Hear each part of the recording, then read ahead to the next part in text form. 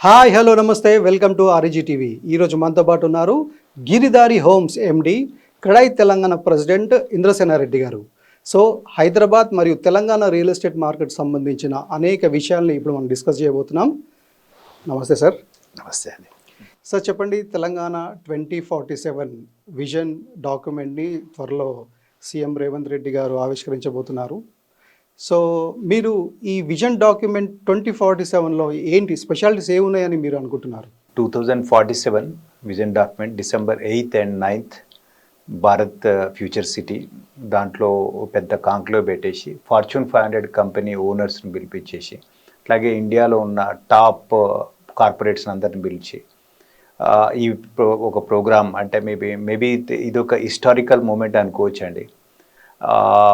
ఎందుకంటే మన vision declare చేయడం బై 2047 3 ట్రిలియన్ ఎకానమీ స్టేట్ది, 2030 లోపల 1 ట్రిలియన్ అనేది పెద్ద డ్రీమ్, అది గొప్ప డ్రీమ్. అది మేబీ అది స్మార్ట్ గోల్ కూడా కావచ్చు సీఎం గారిది. ఎట్లా అంటే స్మార్ట్ అంటే it's specifically and measurable, specific, measurable and achievable and realistic and targetable goal అండి. అది ఎట్లా అంటే నేను ఈ మధ్యన ఐఎస్బిలో సుబ్రహ్మణ్యం గారని ఒక ఎకనామిస్ట్, ఆయన క్యాల్కులేషన్స్ విన్నా నేను. ఆయన ఏమంటాడంటే నేను 2-3 ఆయన కాకుండా ఇంకొకటి దగ్గర కూడా విన్నది ఏంటంటే ఇండియా ఎకానమీ వచ్చేసి ఇండిపెండెన్స్ వచ్చి నుంచి 1947 నుంచి 70 years తర్వాత 1 ట్రిలియన్ ఎకానమీకి రీచ్ అయిందట. అక్కడ నుంచి 10 yearsలో ఒక 2nd ట్రిలియన్ యాడ్ అయింది. అక్కడ నుంచి 5 yearsలో 3rd ట్రిలియన్ యాడ్ అయింది. అంటే ఆ స్పీడ్లో మనం గ్రో అవుతున్నాం. 2023కి ఆయన ఏమంటారంటే 2023కి మన 3.28 ట్రిలియన్ ఎకానమీ అని. జపాన్ కనుక 1970లో జపాన్ ఎకానమీ కూడా మేబీ 280 ట్రిలియన్ అంటారండి.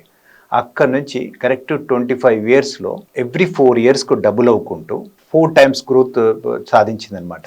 సేమ్ ఇప్పుడు ఈరోజు మనము ఏ స్టేజ్లో ఉందామో అదే దాంట్లో ఉంది, అదే స్పీడు, అదే ఎకనామిక్ కండిషన్స్ అన్ని చూసుకుంటే 25 years లోపల 4 times రీచ్ అయింది. అట్లాగే చైనా 1976 నుంచి మొదలు పెడితే మొన్న 2021 అనుకుంటా సేమ్ అదే అండి.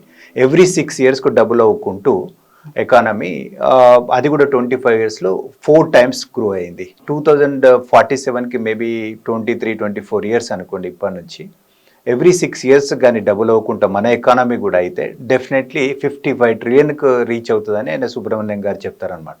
ఆ పరిస్థితులు ఆల్రెడీ ఉన్నాయి, ఆ రేంజ్లో ఆల్రెడీ గ్రో అవుతూ ఉన్నాం మనం.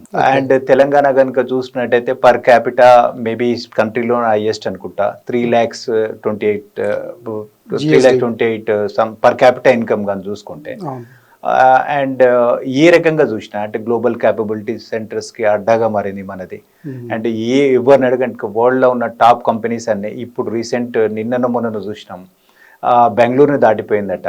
ఈ మధ్యన మ్యారియట్ వచ్చింది. ఎవరిని అడగండి ఏ పెద్ద కంపెనీ అనండి వాళ్ళ గ్లోబల్ క్యాపబిలిటీ సెంటర్ మన హైదరాబాద్లో ఉంది.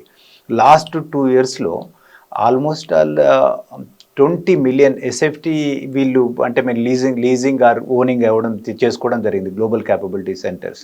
అంటే ఎవ్రీ 100 square feetకి ఒక జాబ్ క్రియేషన్ అవుతుందని అనుకుంటామండి.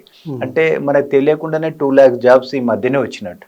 దీన్ని బట్టి అది అచీవబుల్ టార్గెట్ అండి. 2047కి డెఫినెట్లీ 3 ట్రిలియన్ ఎకానమీ, మేబీ ఇంకెక్కువ కూడా ఉండొచ్చు మనది.